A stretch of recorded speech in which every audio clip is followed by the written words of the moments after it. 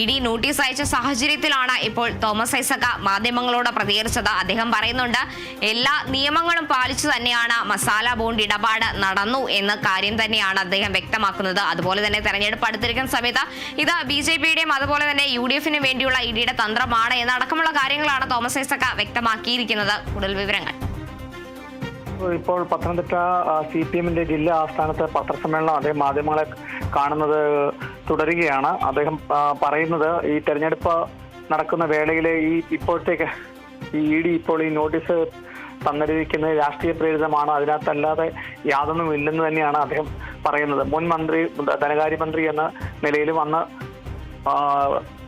മുഖ്യമന്ത്രി പിണറായി വിജയന്റെയും എല്ലാം കൃത്യമായിട്ടുള്ള കണക്കുകളോടൊപ്പമാണ് താൻ കാര്യങ്ങൾ ചെയ്തിട്ടുള്ളതെന്നും ഇതിന് അന്ന് തന്നെ ഇത് വിളിച്ച് കൃത്യമായിട്ടുള്ള രേഖകളെല്ലാം സമർപ്പിച്ച ശേഷമാണ് ഇഡി ഇപ്പോൾ നോട്ടീസ് അയക്കുന്നതെന്നും ഇത് BJP-യുടെയും കേന്ദ്ര സർക്കാരിന്റെയും ഇലക്ഷൻ പ്രചരണത്തിന്റെ സ്റ്റണ്ട് മാത്രമാണെന്നും ഇതിനെ നിയമപരമായി നേരിടുമെന്നും അദ്ദേഹം കൂടിയാലോചിച്ച ശേഷമായിരിക്കും തുടർ നടപടികൾ നടത്തുമെന്നുമാണ് കാർത്തു ഇപ്പോൾ അദ്ദേഹം മാധ്യമങ്ങളോട് പറയുന്നത്. ഇപ്പോഴും വാർത്താ സമ്മേളനം തുടർന്ന് നടന്നുകൊണ്ടിരിക്കുകയാണ് കാർത്തു.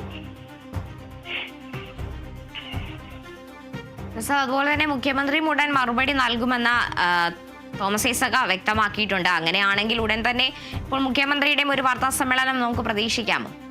തീർച്ചയായും. കാരണം മുഖ്യമന്ത്രി ഇതിനെ ഇപ്പം ഈ ഇലക്ഷന് മുൻപ് അതിന് ശേഷവുമായിരിക്കും അദ്ദേഹം മാധ്യമങ്ങളെ കാണുന്നെന്നാണ് നമുക്ക് അറിയാൻ കഴിയുന്നത്. അത് വ്യക്തമായിട്ടുള്ള ഒരു തീരുമാനം മുഖ്യമന്ത്രിയുടെ ഭാഗത്തു നിന്നും ഉണ്ടാകുമെന്ന് തന്നെയാണ് അറിയാൻ കഴിയുന്നത്.